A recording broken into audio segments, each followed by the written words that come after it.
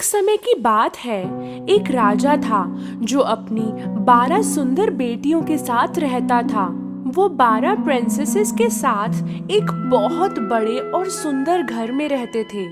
राजा अपनी बेटियों का पूरे दिल से ख्याल रखता था और जब भी रात को सोने जाता था तो राजा उन्हें बाहर जाने की इजाजत नहीं देता था।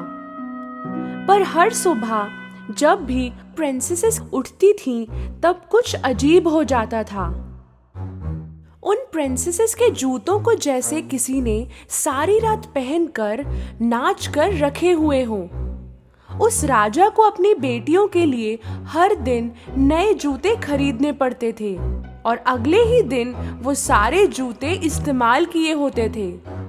ना तो राजा और ना ही उनके महल के सिपाही इस जूतों के राज को सुलझा पा रहे थे।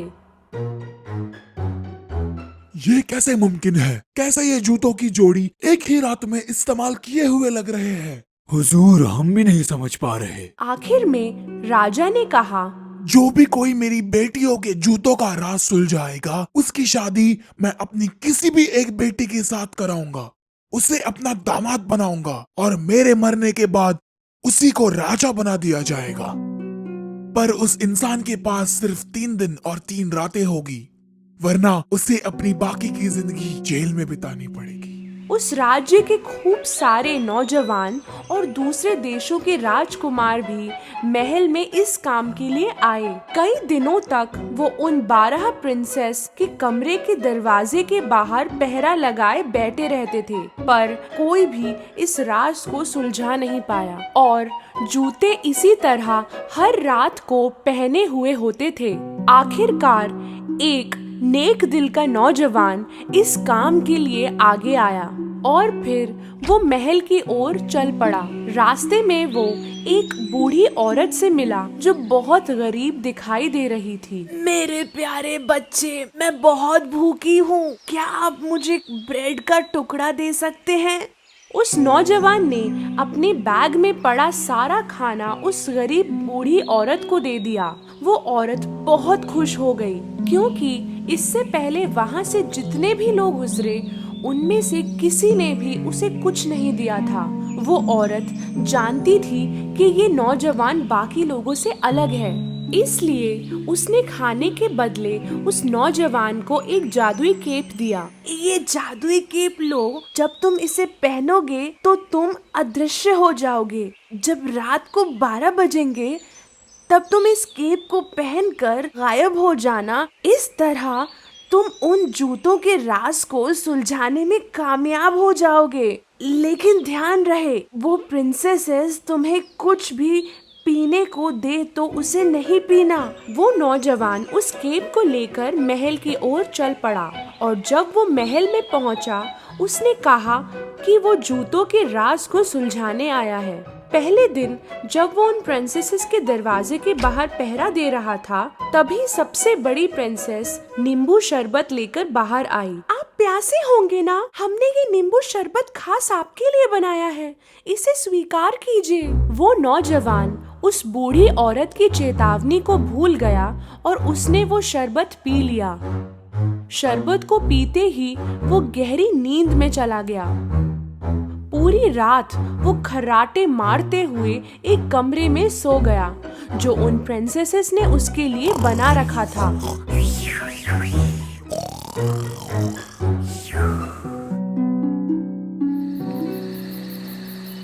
जब सुबह हुई तो वो नौजवान डरकर खड़ा हो गया। मुझे तो जादुई केप पहनकर प्रिंसेस के कमरे में जाना था। दूसरी रात वो फिर से प्रिंसेसेस के कमरे के बाहर पहरा दे रहा था। इस बार दूसरी प्रिंसेस शरबत लेकर बाहर आई। उस नौजवान को पहरा देते देते काफी प्यास लग रही थी और वो रात का इंतजार कर रहा था। बिना सोचे उसने वो शरबत पी लिया और वो फिर से गहरी नींद में चला गया। अगली सुबह जब वो जागा तो उसे उस बूढ़ी औरत की बात याद आ गई। ध्यान रहे, वो प्रिंसेसेस तुम्हें कुछ भी पीने को दे तो उसे नहीं पीना। जरूर उस शरबत में प्रिंसेसेस ने नींद की दवाई मिलाई होगी। उसी वक्त राजा वहाँ पर पहुँचा। 2 दिन बीत गए और तुमने अभी तक उन जूतों के राज को नहीं सुलझाया। अगर आज रात तुम इसे नहीं सुलझा पाए तो अपनी बाकी की जिंदगी जेल में बिताना। राजा ये बात कहकर वहाँ से चला गया।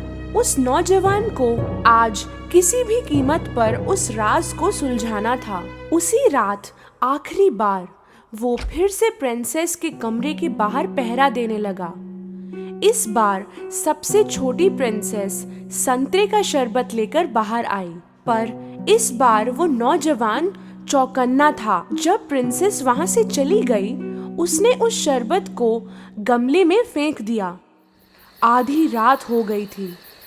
उस नौजवान ने जादुई केप पहना और गायब हो गया। धीरे से उसने प्रिंसेसेस के कमरे का दरवाजा खोला और उसने जो देखा वो देखकर हैरान हो गया। सारी प्रिंसेसेस ने अपने सबसे खूबसूरत बॉल गाउन्स पहनकर नए शूज पहने हुए थे।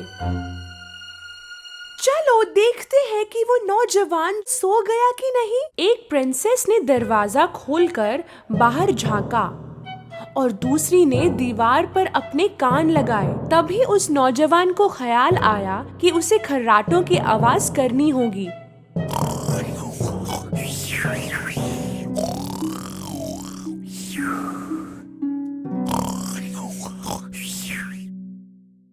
सबसे बड़ी प्रिंसेस ने बेड को एक तरफ सरका दिया और 3 बार ताली बजाई। बेड की दूसरी तरफ से एक छुपा हुआ रास्ता खुल गया।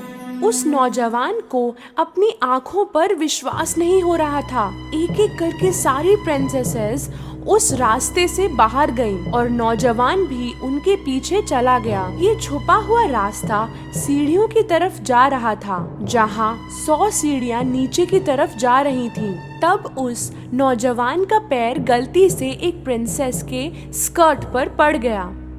ओह, किसी ने मेरी स्कर्ट पर पैर रखा। ओह पगली, वो तुम ही होगी। जब सीढ़ियां खत्म हो गई तो वो जंगल में पहुंच गई। वो ऊंचे पेड़ों से गुजर रही थीं, जिनकी सुंदर सफेद डालियां थीं। नौजवान ने एक डाली तोड़ी और उनका पीछा किया। काफी समय तक चलने के बाद वो प्रिंसेसेस एक नदी किनारे जाकर रुक गईं। उस नदी में 12 नाव थीं और उनमें 12 प्रिंस उनकी राह देख रहे थे। वो प्रिंसेसेस नाव में जाकर बैठ गईं और नौजवान आखिरी नाव में बैठ गया। नाव आज कुछ भारी लग रही है, जैसे कोई और भी इसमें बैठा हो। अजीब है। ओह, सपने देखना बंद करो। नदी पार करके वो सारे एक बड़े चमकदार महल में पहुंचे और उन्हें अंदर से संगीत सुनाई दे रहा था। जब उस नौजवान ने खिड़की से झांका, उसने देखा काफी लोग अंदर नाच रहे थे। जैसे ही सारी प्रिंसेसेस महल के अंदर गईं, वो नाचने लगी। वो नाचते नाचते थक गईं, पर फिर भी नाचते ही रहीं और इसलिए उनके जूते पहने हुए लग रहे थे। नौजवान अपनी भूख को बर्दाश्त नहीं कर पा रहा था। उसने टेबल पर पड़ा केक का एक टुकड़ा उठाकर खा लिया। छोटी प्रिंसेस ने ये देखा, मेरा केक हवा में उड़ रहा है, जैसे कोई अदृश्य इंसान उसे खा रहा हो। बकवास बंद करो। नौजवान ने सबकी नजर बचाकर सुनहरा कप टेबल से उठाया। प्रिंसेसेस सुबह होने तक नाचती रहीं। फिर वो नाव में बैठकर नदी पार कर गईं। जंगलों से गुजरते हुए, सीढ़ियों से चढ़ते हुए आखिरकार अपने महल में फिर से पहुंच गईं, पर उनके जूते फिर से पहने हुए थे। वो नौजवान बहुत खुश हुआ क्योंकि उसने आखिर में पहने हुए जूतों का राज सुलझा ही लिया।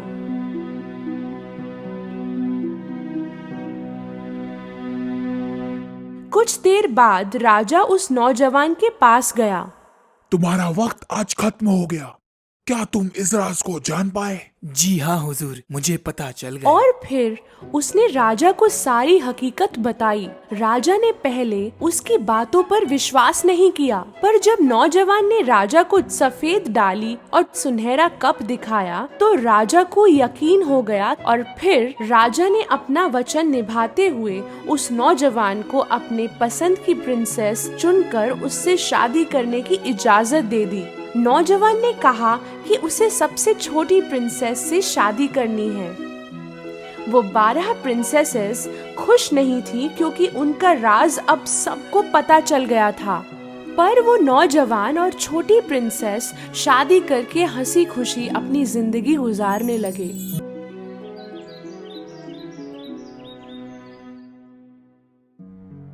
एक बार एक दूर देश में एक चुड़ैल रहा करती थी। उसकी उदासी की वजह थी कि उसे बच्चा नहीं हो सकता था। हालांकि अगर उसे बच्चा होता तो वो उसे अपने गहरे रहस्यों और शक्तियों को दे सकती थी। इसलिए उसने तय किया कि वो पहली लड़की को सबसे दूर ले जाकर बिल्कुल अपनी बेटी जैसा बड़ा करेगी। बुराई का जादू पूरी दुनिया पर कब्जा करेगा।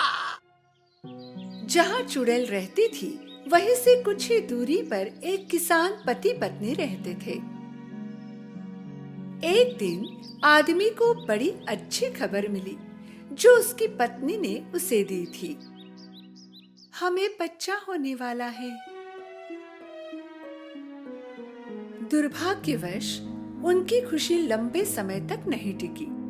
महिला बहुत बीमार हो गई। जैसे जैसे समय गुजरता गया उसका वजन कम होता गया। अगर वो जल्दी ठीक नहीं होती तो बच्चे को खो देती। उसके पति ने हर दवा और फायदेमंद जड़ी बूटी की कोशिश की पर वो ठीक नहीं हुई। उसके आखिरी डॉक्टर ने उसे कहा कि एक ही तरीका है जिससे उसकी पत्नी ठीक हो सकती है। एक बुरी चुड़ैल है, सिर्फ उसी के पास इसे ठीक करने वाली जड़ी बूटी है। अब सिर्फ यही एक रास्ता है। आदमी ने अपनी सारी हिम्मत इकट्ठा की और चुड़ैल के महल में चला गया और दरवाजे पर दस्तक दी। इतनी निडरता से मेरा दरवाजा खटखटा रहे हो, जरूर कोई महत्वपूर्ण बात होगी। मेरी पत्नी बीमार है, उसकी हालत दिन ब दिन बिगड़ रही है। मैंने सुना है कि केवल आप ही के पास उसके उपचार की जड़ी बूटी है। अच्छा, पर मैं तुम्हारी मदद क्यों करूं? मैं विनती करता हूँ, कृपया मेरी मदद कीजिए। मेरी पत्नी पेट से है। अगर मैंने उपचार नहीं किए तो मैं दोनों को खो दूंगा। उसकी स्थिति के बारे में सुनकर चुड़ैल ने अपना मन बदल दिया और उसकी मदद करने का फैसला किया। यदि तुम ऐसा कहते हो तो मैं तुम्हारी मदद करूंगी। चुड़ैल ने उसे उपचार की जड़ी बूटी दी। इस जड़ी बूटी के पत्तों का एक एक टुकड़ा रोज तुम्हारी पत्नी को खिलाना, तुम्हें वो ठीक होती नजर आएगी। आदमी बहुत खुश हो गया। भागते भागते घर पहुंचा। उसकी पत्नी ने रोज पत्तों का एक टुकड़ा खाया। उसकी तबीयत में सुधार आने लगा और उसका खोया वजन भी बढ़ता गया।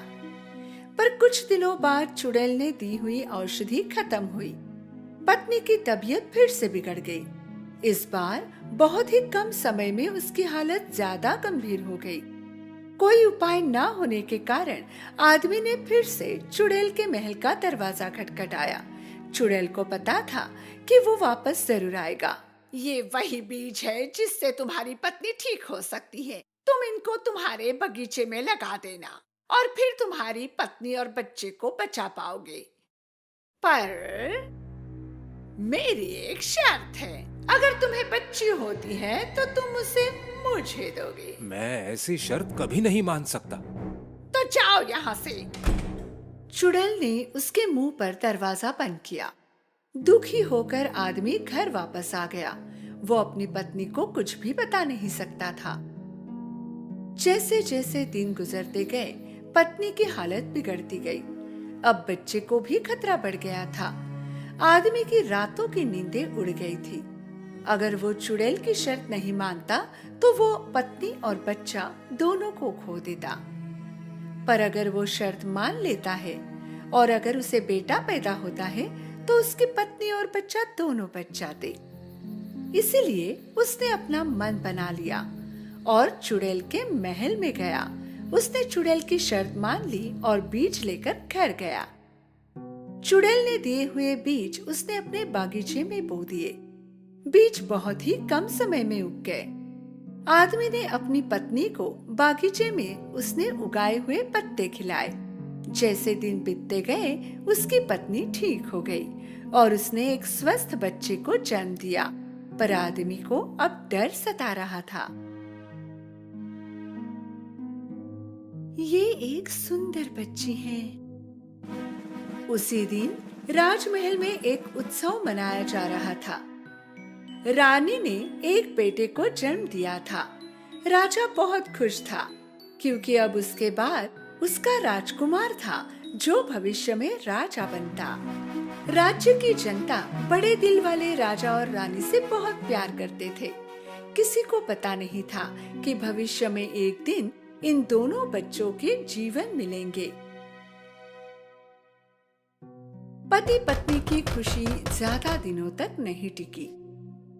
उसी दिन चुड़ैल आई और बच्चे की मांग की।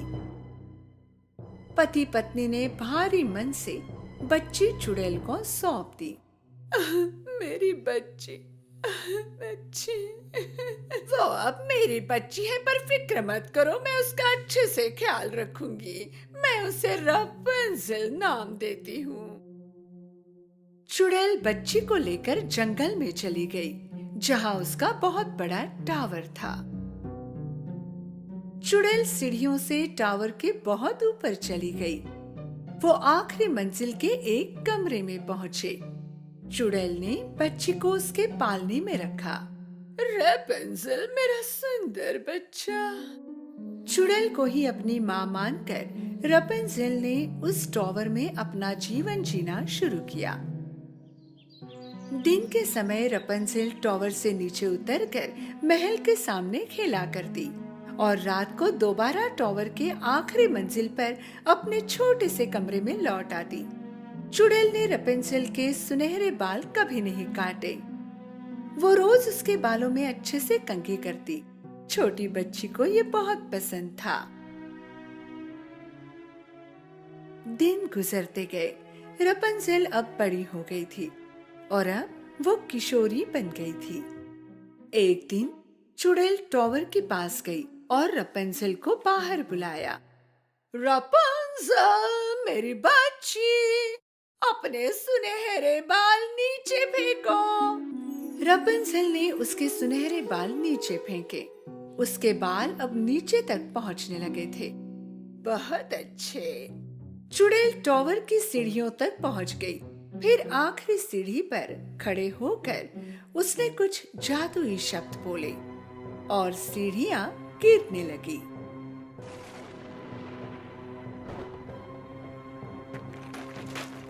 दुनिया के कोई भी शब्द इन सीढ़ियों को फिर से नहीं ला सकते।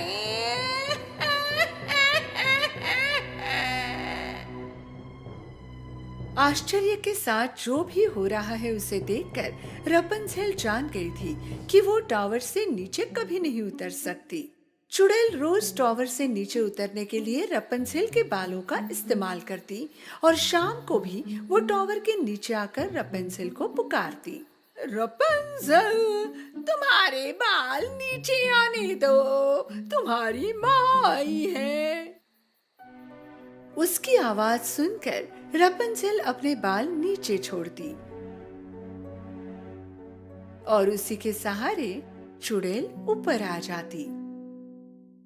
माँ, तुम मुझे टावर के बाहर क्यों नहीं जाने देती? तुमने मुझे यहाँ क्यों रखा है? मेरी प्यारी बच्ची, मैं तुम्हें बहुत प्यार करती हूँ, इसलिए तुम्हें दुनिया की बुराई से बचाना चाहती हूँ।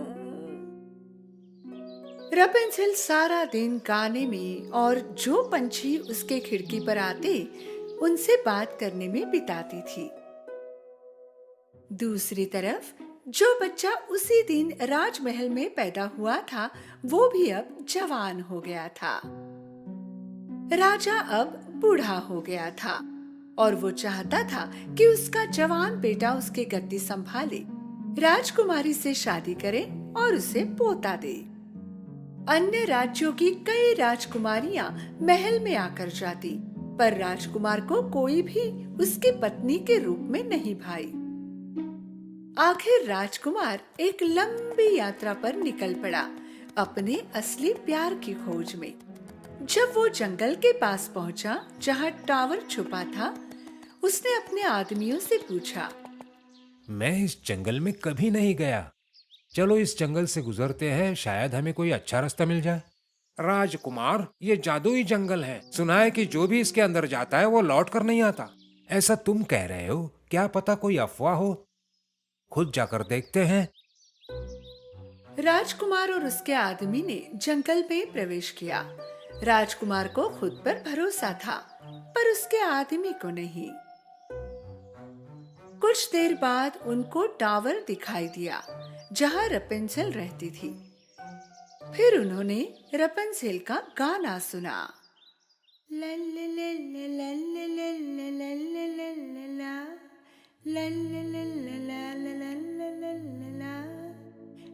कितनी मीठी आवाज है। टावर के नजदीक पहुंचकर राजकुमार ने उसका गाना सुना और कुछ देर तक उसकी सुंदरता निहारता रहा।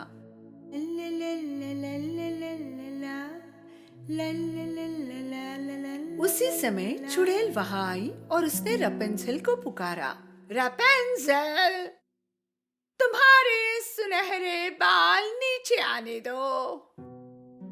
चुड़ैल की आवाज सुनकर रपेंजेल ने उसके सुनहरे बाल नीचे छोड़े और चुड़ैल बालों के सहारे ऊपर चढ़ गई।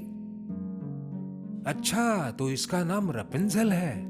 राजकुमार ने कुछ समय टावर के आसपास घूमने का फैसला किया और रपेंजेल को देखता रहा। चुड़ैल रपेंजेल के बालों के सहारे हर सुबह नीचे आती और रात को ऊपर चढ़ती। रपेंजेल, तुम्हारे सुनहरे बाल नीचे आने दो। आखिर एक दिन राजकुमार ने अपना सारा साहस जुटाकर, जब चुड़ैल वहां नहीं थी, टावर के पास गया और पुकारा। रपेंजेल, रपेंजेल। रपेंजेल पहली बार उसकी माँ के अलावा किसी और की आवाज सुन रही थी। पहले वो संकोच कर रही थी, लेकिन बाद में वो बहुत उत्सुक थी देखने के लिए कि कौन हो सकता है। इसलिए उसने खिड़की के नीचे देखा। उसने देखा एक नौजवान नीचे से उसको देख रहा था। तुम कौन हो और तुम मेरा नाम कैसे जानते हो? मैं इस साम्राज्य का राजकुमार हूँ। मैंने तुम्हारी अद्भुत आवाज सुनी है और मैं तुमसे मिलना चाहता हूँ। मुझे अनजाने लोगों से बात करने की अनुमति नहीं, कृपया चले जाओ। तुम्हें मुझसे कोई खतरा नहीं, मैं वादा करता हूँ। कृपया नीचे आओ ताकि हम बात कर सकें। मैं नहीं आ सकती, यहाँ सीढ़ियाँ नहीं हैं। उसी समय रपेंजेल ने माँ को आते देखा। जल्दी से यहाँ से चले जाओ, माँ ने तुम्हें नहीं देखना चाहिए। राजकुमार तुरंत पेड़ के पीछे छिप गया। टावर के पास पहुंचकर चुड़ैल ने पुकारा और रपेंजेल के बालों के सहारे ऊपर चढ़ गई। राजकुमार रोज आने लगा। अब वो दोस्त बन चुके थे और वो भी जान चुकी थी कि उसे राजकुमार से कोई खतरा नहीं, इसलिए उसने अपने बाल नीचे छोड़े। राजकुमार ने उसके सुनहरे बालों को पकड़ा और ऊपर चढ़ गया। रपेंजेल बहुत उत्सुक थी। उसने पहले कभी कोई आदमी नहीं देखा था और आज राजकुमार उसके सामने खड़ा था। तुम्हारी माँ ने तुम्हें इस टावर में बंद करके क्यों रखा है? माँ मुझे कहती है कि ये दुनिया बुराई से भरी है। वो मेरी रक्षा करने की कोशिश कर रही है। लेकिन ये हास्यास्पद है। क्यों एक माँ अपनी बेटी को ऐसी जगह पर बंदी बना कर रखेगी? हाँ, ये सच है कि दुनिया में बुराई है, पर फिर भी सुंदरता भी तो है ना। रपेंजेल ये देखने के लिए उत्सुक थी कि क्या राजकुमार जो कह रहा है वो सच है, और वो भी बाहर की दुनिया देखना चाहती थी। आखिरकार उन्होंने अपना मन बना लिया और साथ में भागने का फैसला किया। उस रात जब चुड़ैल टावर पर पहुंची, उसने रपेंजेल के बाल नीचे छोड़े हुए देखे। रपेंजेल ने मुझे आते हुए देख लिया, इसलिए बाल नीचे छोड़ दी। टावर चढ़ने के बाद उसने क्या देखा? रपेंजेल के बाल काटकर खिड़की से बंधे हुए थे और रपेंजेल कहीं नहीं थी। उसे पल में एहसास हुआ कि रपेंजेल भाग गई। रपेंजेल ने अपने बाल काटे और खिड़की से बांध दिए थे और उसी के सहारे वो और राजकुमार टावर से नीचे उतरे थे। रपेंजेल, रपेंजेल, तुमने मुझे धोखा देने की हिम्मत कैसे की? इसी बीच रपेंजेल और राजकुमार उस जादुई जंगल से बाहर आए। जंगल जादुई होने की कहानी चुड़ैल की बनाई हुई थी। वो नहीं चाहती थी कि कोई वहां आकर रपेंजेल को देखे। रपेंजेल और राजकुमार आखिरकार महल पहुंचे। रपेंजेल के साथ राजकुमार राजा और रानी के सामने गया और देखा कि राजा एकदम स्वस्थ उसके सामने खड़े थे। पिताजी, आप एकदम स्वस्थ दिख रहे हैं, ये कैसे हुआ? एक औषधि बूटी ने तुम्हारे पिताजी को स्वस्थ किया मेरे पुत्र। क्या कहते हैं उसे? हाँ, रपेंजेल। रपेंजेल? राजकुमार ने उन्हें सब कुछ बताया जो भी उसके साथ हुआ। राजा ने बताया कि एक बूढ़े युगल ने उन्हें वो औषधि दी और उन्हें बुरी चुड़ैल की कहानी भी बताई कि कैसे वो उनकी बेटी को पैदा होते ही ले गई। राजकुमार और रपेंजेल उस बूढ़े युगल के घर पहुंचे। जैसे ही उस औरत ने सुनहरे बालों वाली लड़की देखी, उसने पहचान लिया कि वो उसी की बेटी रपेंजेल है, जो चुड़ैल उससे लेकर गई थी। मेरी बच्ची, आखिर तुम मुझे मिल ही गई।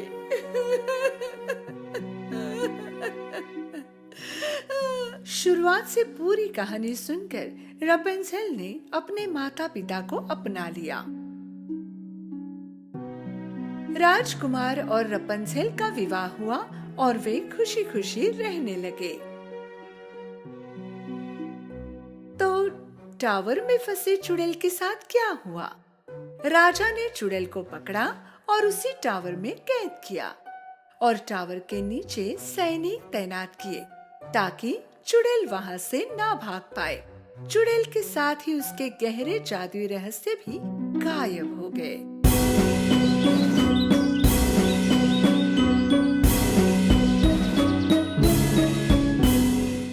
कई साल पहले इस धरती पर बहुत दूर सिंड्रेला नाम की एक सुंदर लड़की रहती थी।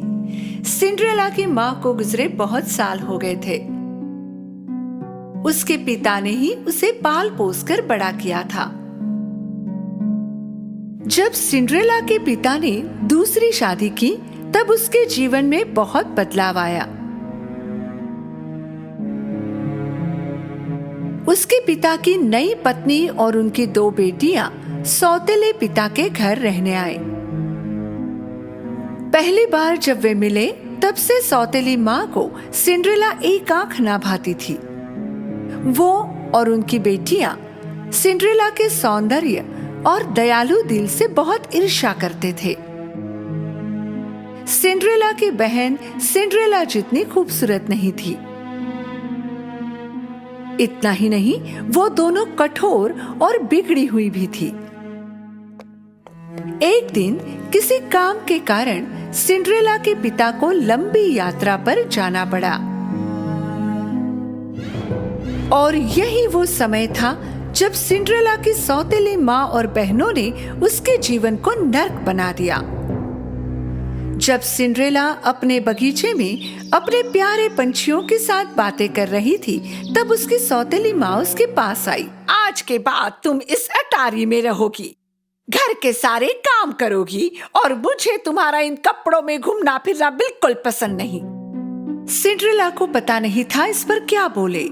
असहाय रूप से जैसा उसे कहा गया उसने किया। उसने अपनी चीजें उठाई और अटारी में चली गई। उस दिन के बाद से सिंड्रेला घर के सारे काम खुद ही कर लिया करती थी।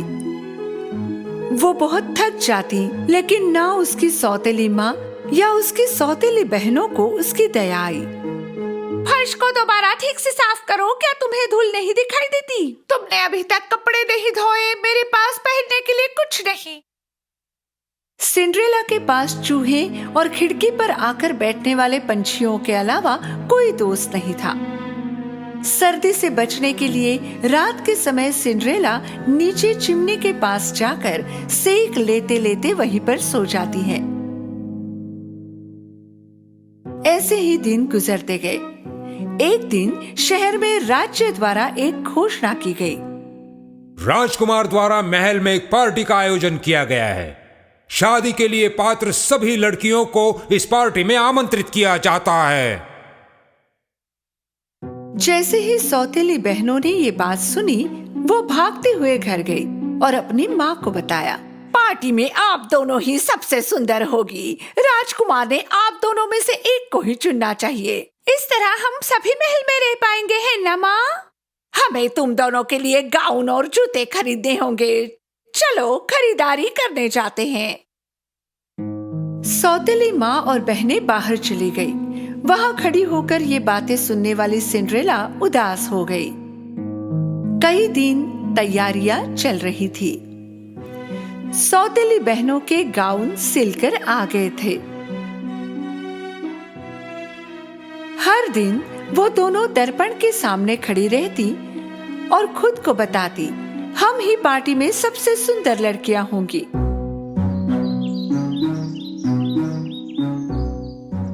आखिर वो दिन आ ही गया। सौतेली बहनें आज जल्दी उठ गई थी। उन्होंने सिंड्रेला को बुलाया। सिंड्रेला, सिंड्रेला, जल्दी यहाँ आओ। कहाँ हो तुम? जल्दी से हमारे स्नान की तैयारी करो। पूरे दिन सिंड्रेला ने बहनों को तैयार होने में मदद की। जरा धीरे धीरे ब्रश करो, सारे बाल निकाल दोगी क्या? शाम तक दोनों पार्टी के लिए तैयार हो गई। तुम दोनों सुंदर दिख रही हो, बहुत सुंदर। सिंड्रेला ने सारी हिम्मत जुटाई और सौतेली माँ से पूछा, क्या मैं भी पार्टी में आ सकती हूँ? कौन, तुम? हाँ, उन्होंने सारी युवा लड़कियों को बुलाया है। क्या पार्टी के लिए ये तुम्हारी पोशाक है? राजकुमार को अपने लिए पत्नी चाहिए, नौकरानी नहीं। चलो लड़कियों, पार्टी के लिए देर हो रही है और तुम याद रखना, सोने से पहले सारे काम हो जाने चाहिए। सौतेली माँ और बहनें पार्टी के लिए निकल गई और घर पर अकेली सिंड्रेला रोने लगी।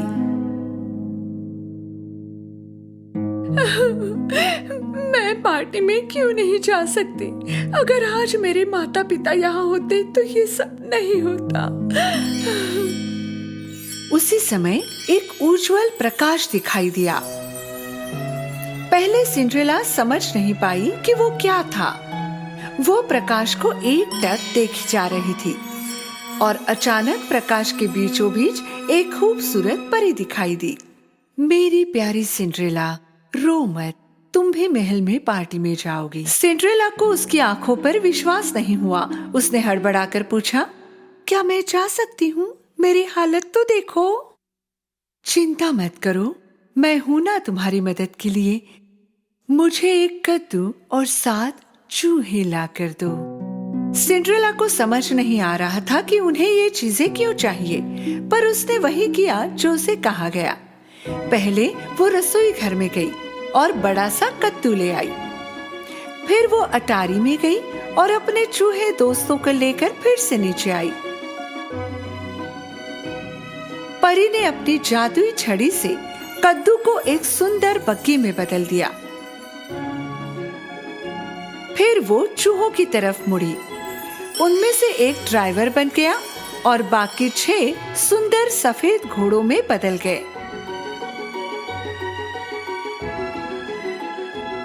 आश्चर्यचकित सिंड्रेला बग्गी और घोड़ों को देख रही थी। तभी परी उसकी तरफ मुड़ी। जब उसने अपनी जादुई छड़ी से सिंड्रेला को छुआ, उसकी पुरानी ड्रेस एक खूबसूरत पार्टी गाउन में बदल गई।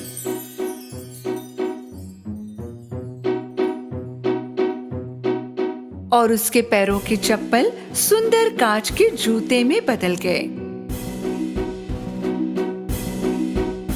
मैं राजकुमारी की तरह दिख रही हूँ। अब पार्टी में जाने का समय हो गया है, पर भूलना मत, जैसे ही घड़ी में 12 बजते हैं तुम घर चले आना, क्योंकि उसके बाद तुम पहले जैसी हो जाओगी। सिंड्रेला ने परी को बहुत ध्यान से सुना। फिर वो बग्गी में बैठी और महल की ओर चल पड़ी। उसकी खूबसूरत बग्गी महल के सामने जाकर रुक गई। जब सिंड्रेला ने भव्य दरवाजों से महल में प्रवेश किया, सबकी आंखें उसे ही देख रही थी। वो बहुत सुंदर और खानदानी लग रही थी। उसकी सौतेली माँ और सौतेली बहनें भी इस सुंदर महिला को देखती रह गई थी। वे उसे पहचान भी नहीं पाई थी। अचानक सीढ़ियों पर राजकुमार दिखाई दिया। सिंड्रेला सच में पार्टी में उपस्थित सभी लड़कियों में सुंदर लग रही थी। राजकुमार को पहले ही नजर में इस खूबसूरत लड़की से प्यार हो गया। सभी उसे उत्सुकता से देख रहे थे। वो धीरे धीरे आगे की तरफ बढ़ता गया। सौतेली बहनें बहुत खुश हो गई कि राजकुमार उन्हीं की तरफ आ रहा है। आओ, वो मेरे पास आ रहा है। नहीं, वो मेरे पास आ रहा है। पर राजकुमार आगे बढ़ा और सिंड्रेला के सामने जाकर रुक गया। हे सुंदर युवती, क्या तुम मेरे साथ नृत्य करना पसंद करोगी? सिंड्रेला ने विनम्रता से हाँ कहा। राजकुमार और सिंड्रेला ने उत्सुकता से देख रहे आमंत्रितों के बीच नृत्य करना शुरू किया। सिंड्रेला संगीत और नृत्य से इतनी प्रभावित हो गई, उसे लगा मानो महल में वो और राजकुमार है, बस दोनों ही। वे दोनों देर रात तक नृत्य करते रहे। सिंड्रेला को पता ही नहीं चला कि कितना वक्त गुजर गया है।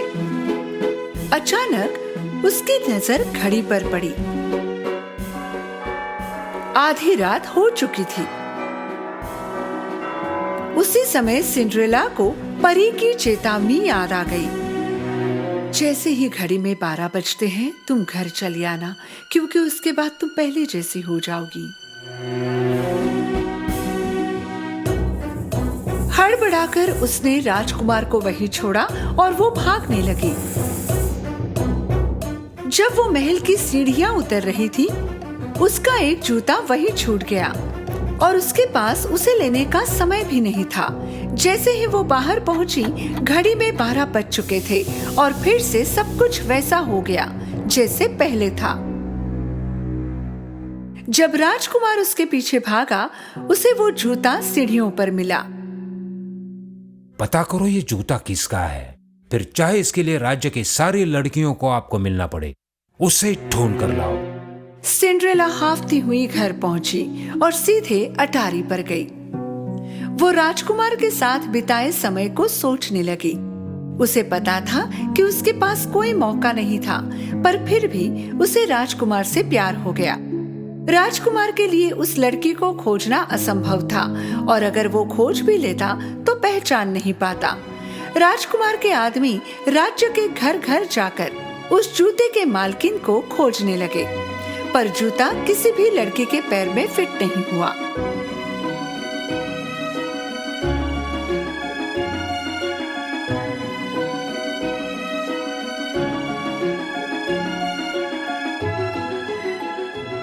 अंत में राजकुमार के आदमी सिंड्रेला के घर पहुंचे।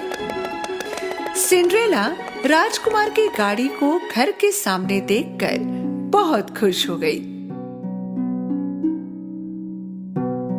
जैसे ही सिंड्रेला कमरे के बाहर जाने लगी, उसकी सौतेली माँ दरवाजे पर दिखाई दी।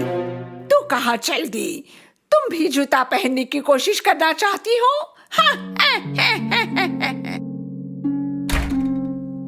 व्यंग्यात्मक हंसी के साथ सौतेली माँ ने अटारी का दरवाजा बंद कर दिया। नहीं, कृपा करके दरवाजा खोलो, कृपा करके प्लीज। कितनी दयनीय बात है। राजकुमार और तुम में क्या समानता होगी भला? आदमी ने पहले पतली बहन को जूता पहनाया, पर वो उसके पैर के लिए बहुत छोटा था। देखो मेरे पैर में कितने अच्छी तरह से बैठ गया। फिर मोटी बहन ने कोशिश की, पर जूता उसके पैर में जा ही नहीं रहा था। शायद हमने दूसरे पैर में कोशिश की होती। उन्होंने कोशिश तो बहुत की, पर नाकाम रहे। सिंड्रेला ने खिड़की की तरफ दौड़ने की आखिरी कोशिश की, पर खिड़की बहुत ऊपर थी। वो रोने लगी। उसे रोता देख उसके चूहे दोस्त उसके पास आए। मेरी सौतेली माँ ने मुझे बंद कर रखा है, चाबी उसी के पास होगी। चूहा दरवाजे के नीचे से फिसलकर बाहर आया। सौतेली माँ दरवाजे पर राजकुमार के आदमियों के साथ खड़ी थी। आप कल क्यों नहीं आते? आज वो बहुत थकी हुई है और पैरों में सूजन है। चूहे ने सौतेली माँ के स्कर्ट पर कूदकर चाबी निकाली और ऊपर की ओर दौड़ा। उसने चाबी दरवाजे के नीचे से अंदर सरकाई। चाबी देखकर सिंड्रेला बहुत खुश हुई। दरवाजा खोलकर वो जल्दी से नीचे की तरफ भागी। अरे तुम बाहर कैसे निकल आई? कृपया रुकिए, जाइए मत, मुझे भी जूता पहनना है। सौतेली माँ और बहनें ये सुनकर जोर से हंसने लगी। शांत हो जाओ। ये राजकुमार का हुक्म है कि राज्य की सारी लड़कियों ने कोशिश करनी चाहिए। जब सिंड्रेला ने जूता पहना, सबको आश्चर्य हुआ, क्योंकि जूता उसके पैर में अच्छे से फिट हुआ। सुंदर युवती, क्या ये बूट तुम्हारा है? सिंड्रेला ने गर्दन हिलाकर हामी भरी। कृपया हमारे साथ महल चलें। सिंड्रेला उनके साथ महल में गई। उन्होंने उसे राजकुमार के सामने पेश किया। जैसे ही राजकुमार ने सिंड्रेला की आंखों में देखा, वो जान गया कि उस रात उसने उसी के साथ नृत्य किया था। उसने सिंड्रेला का हाथ थामा। आखिर मैंने तुम्हें ढूंढ ही लिया। क्या तुम मुझसे विवाह करोगी? खुशी के आंसू भरे आंखों से उसने राजकुमार का प्रस्ताव स्वीकार किया। उन्होंने शादी की और खुशी से जीवन बिताने लगे।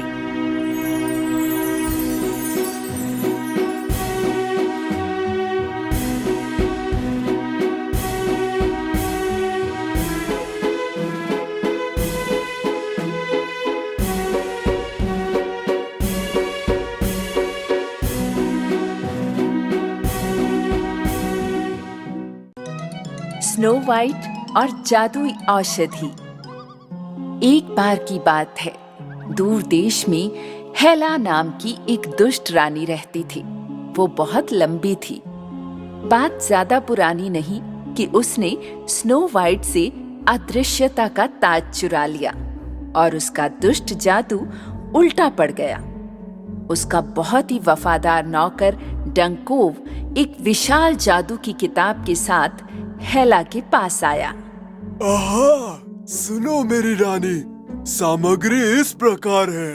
मुझे उम्मीद है कि ये सही मंत्र है डंकोव, क्योंकि मैं अगली पूर्णिमा तक ठीक होने का इंतजार नहीं कर सकती। एक चुटकी सफेद बाल, बदबूदार जूतों की एक जोड़ी, कुछ पके हुए पाइन गम और ढेर सारा स्पार्कलिंग लमाथूक, और फिर उस पर एक वफादार नौकर का टो जैम। मुझे लगता है मैं वो दे सकता हूँ।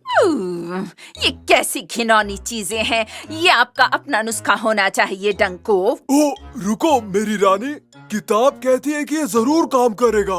वो सामग्री या तो मुझे छोटा कर देगी या डम बना देगी डंकोव। हाँ, इसने मुझे तो अभी तक कभी भी डम या छोटा नहीं बनाया। हेला की योजना स्नो वाइट से अदृश्यता का ताज चुराकर उसकी सुंदरता को नष्ट करने की थी, लेकिन उसकी शर्मिंदगी के कारण उसने अपनी सुंदरता को नष्ट कर दिया। लेकिन उसके पास अभी भी ताज था। स्नो वाइट और 7 बौनों ने दुष्ट रानी हेला से चुराए गए मुकुट को फिर से प्राप्त करने का फैसला किया। उनका निश्चय दृढ़ था। लेकिन मेरी राजकुमारी हेला हमारी योजना को विफल करने के लिए ताज की अदृश्य शक्ति का उपयोग कर सकती है। मैं एंग्री बॉनी को जानती हूँ, तो मैं अकेले गुफा में नहीं जाऊंगी। ये बहुत खतरनाक है। सिर्फ मैं और लकड़ी की परी ही वहां जाएंगे। स्नो वाइट ने बौनों को अलविदा कहा और लकड़ी की परी के साथ सड़क पर चल पड़ी। इस बीच दुष्ट हेला ने अन्य दुष्ट चुड़ैलों की तलाश की ताकि वो जादू को पहले जैसा कर सके और अपने पुराने रूप में आ जाए। डंकोव, जब मैं चली जाऊं तो बस गुफा में अंधेरा रखना। मैं नहीं चाहती कि कोई मेरा ताज देखे। हाँ मेरी रानी, मैं तो ताज की रक्षा अंधेरे में भी कर सकता हूँ। हाँ। हेला अन्य चुड़ैलों से मदद लेने के लिए अपने छोटे रूप में बाहर निकली। कुछ समय बाद दुष्ट जादूगरनी जीनिया के गुप्त कमरे में 3 चुड़ैलें मिली जो शहर में पेस्ट्री कुक थी। हालांकि जब हेला ने कमरे में प्रवेश किया तो अन्य चुड़ैलें खुद को रोक नहीं पाईं और हंसने लगी।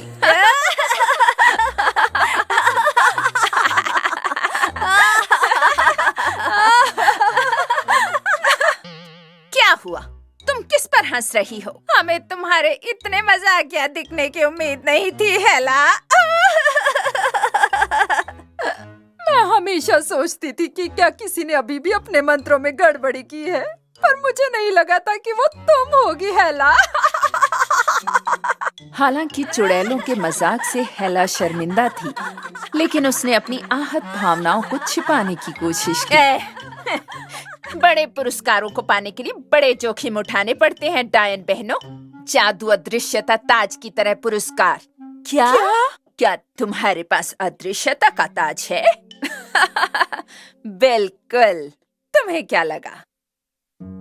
जब दुष्ट जादूगरनी जीनिया और कैमिला ने सुना कि हेला के पास अदृश्यता का ताज है, तो उन्होंने उसका मजाक उड़ाना बंद कर दिया। ठीक है, हमारे पास नुकसान को पहले जैसा करने का सही मंत्र है प्यारी हेला, और शायद एक दिन तुम्हें हमारे एहसान को चुकाना पड़े। दुष्ट चुड़ैलें कढ़ाई के पास गई और हेला के लिए औषधि तैयार करने लगी। इस बीच स्नो वाइट और लकड़ी की परी हेला की गुफा में पहुंचे और चुपचाप अंदर घुस गए। वहां इतना अंधेरा था कि वे देख नहीं पा रही थी कि वे कहां जा रही हैं। तो लकड़ी की परी ने अपने जादुई पंख फड़फड़ाए और कुछ हल्की परी धूप फैला दी। परी के प्रकाश की वजह से स्नो वाइट ने डंकोव को खर्राटे लेते देखा। अदृश्यता ताज उसके ठीक बगल में था। स्नो वाइट धीरे धीरे शाही ताज की ओर बढ़ने लगी और आहिस्ता से उसे उठा लिया। लेकिन जैसे ही उसने ताज उठाया, गुफा में जादू का घंटा बहुत जोर से बजने लगा। स्नो वाइट घबरा गई और ताज गिरा दिया। ओ नहीं! जैसे ही ताज जमीन से टकराने वाला था, लकड़ी की परी ने उसे अपने प्रकाश से पकड़ लिया। इतने शोर के बावजूद भी डंकोव बिल्कुल नहीं उठा। मुझे विश्वास नहीं हो रहा, इस सब के बीच ये कैसे सो रहा है? जैसे ही लकड़ी की परी और स्नो वाइट गुफा से बाहर निकले, हेला और बाकी चुड़ैलें इधर हेला के लिए औषधि तैयार कर चुकी थीं। हेला, अब तुम अपने पहले वाले रूप में वापस आ सकोगी और जब भी तुम ताज का उपयोग करना चाहो तो बोनी हो सकती हो।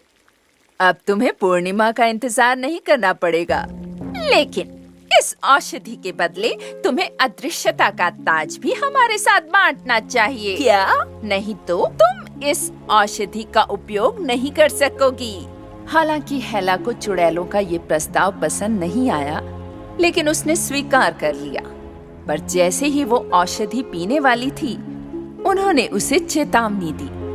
रुको, देखो, तुम एक और बड़ी गलती करने वाली हो। ये औषधि पीने के लिए नहीं है। तुम्हें इसे अपने बालों पर डालना चाहिए। जब हेला ने अपने सिर पर औषधि डाली, तो चुड़ैलों ने जादुई शब्द बोले।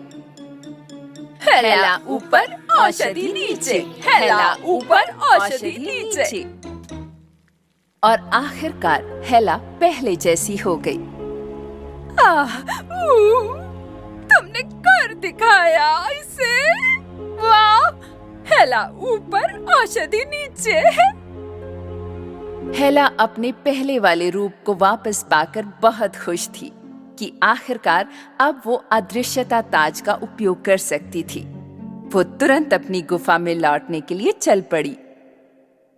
ताज को हमारे लिए लाना ना भूलना। हाँ हाँ, ठीक है। चुड़ैलें ऊपर, औषधि नीचे।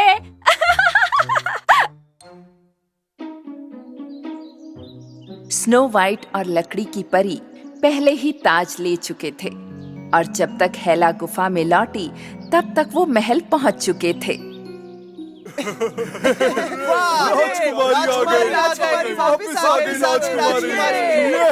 हमने कर दिया मेरे बानो, मुझे फिर से मेरा शाही ताज मिल गया। इस बीच इधर गुफा में दुष्ट हेला जादुई अलार्म सुन सकती थी, और उसने देखा कि ताज गायब था। वो गुस्से से पागल हो गई। नहीं, नहीं, नहीं! मेरा अदृश्य ताज चोरी हो गया है। डंकोव! डंकोव की सुनवाई चल रही होगी, क्योंकि उसने उसे तब भी नहीं सुना था। वो गहरी नींद में था और खर्राटे लेता रहा। हेला असहाय होकर एक पत्थर पर बैठ गई और चिंता में डूब गई। शाही ताज आखिरकार अपने मालिक दयालु स्नो वाइट के पास वापस आ गया है, और उसके सभी दोस्त अब बहुत खुश थे। दुष्ट हेला ने कभी महसूस नहीं किया कि चोरी की गई आशीषें कभी भी आशीर्वाद नहीं होती हैं, और केवल दुर्भाग्य लाती हैं। मैं तुम्हें हर कीमत पर बर्बाद करके रहूंगी, स्नो वाइट।